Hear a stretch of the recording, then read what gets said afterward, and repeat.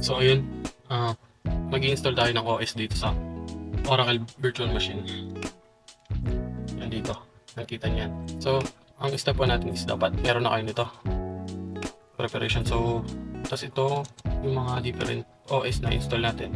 Ang napili ko is yung Kali tsaka yung Lubuntu. Mas mabilis sila i-install.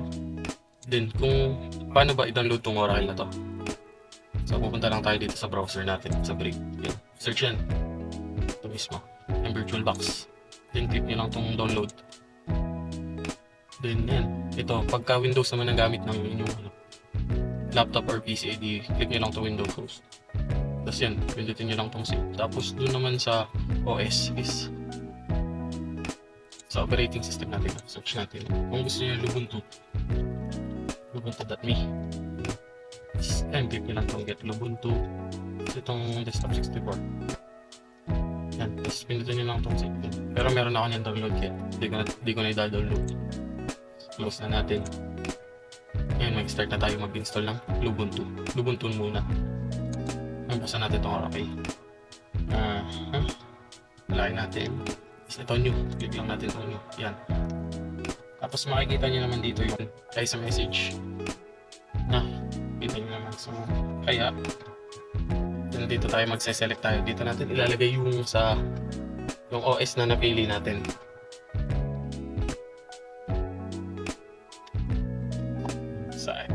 Select lang tayo. Others. Usa natin nilagay yung yan, dito. Click lang natin itong Ubuntu. Then, open. Tapos, pangalan lang natin. Siyempre, Ubuntu. Tapos, lagay na natin yung username natin. Yan. Yan. Tapos, next lang natin. Dito sa hardware, kayo na bahala. May recommendation dito na hanggang green. Yan, hanggang green.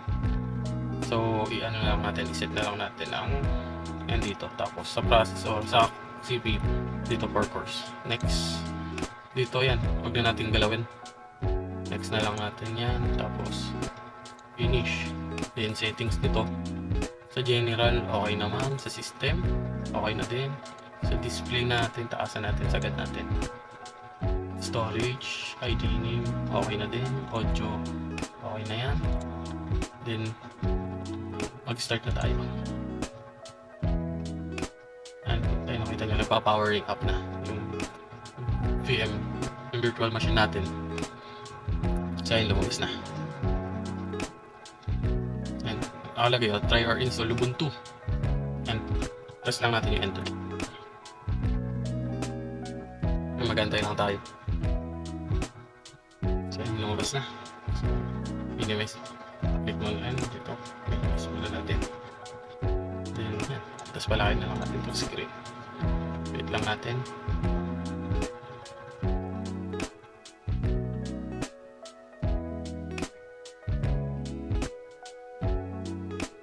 So yun, yes, ito na nakapasok na tayo sa Ubuntu pero hindi pa tayo tapos mag-install kasi i-install pa natin siya dito. So welcome. Yan, pipili tayo ng kung ano ba tayo. American English lang. Next. Sa region Asia Manila Zone. Sige, next. Keyboard, Filipino. English. US tayo, default. Next, ito, erase disk. Siyempre, next tayo dyan. User, your full name. So, lagay na lang natin dito, username nyo or any nickname. So, lagay ko na lang is Blast. At if you use the Blast, what's the name of this computer? Blast. Password, bahala na kayo.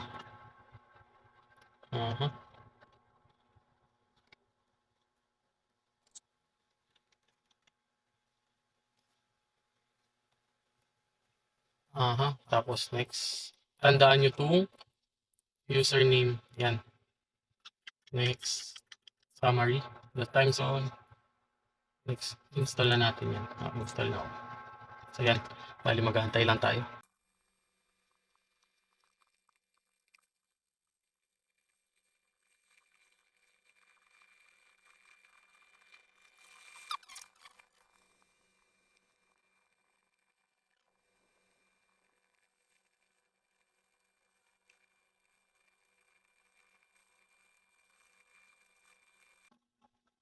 So, bali malapit na, 91% pa lang, konti na lang, 97, ay 100. So, yan, natapos na. So, done. Magre-restart siya. Yan na, malapit na.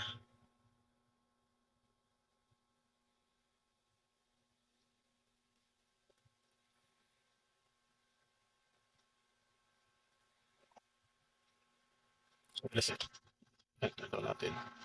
Yan, nag-restart na siya.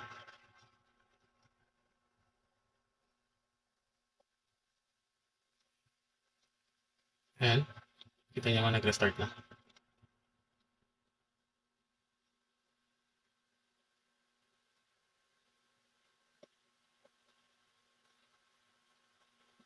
So, yun. Ayan, o.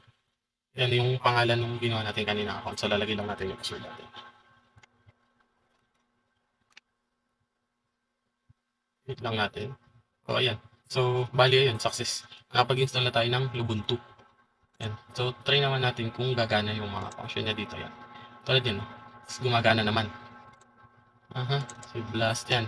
Bubuksan naman natin yung document. So, ibig sabihin, gumana naman siya. So, walang problema dun sa ating pag-i-install. So, paano ba tayo maglalog out? Click lang natin tong log out. As ever, loss, yes. Then, yan. Tapos, papatay natin siya. Yan. So, bali, ayun lang. Sa susunod na video is, tuturuan ko naman kayo kung paano mag-install ng Kila. Isa din siyang Linux na katulad nitong Ubuntu. Ibang version lang din siya.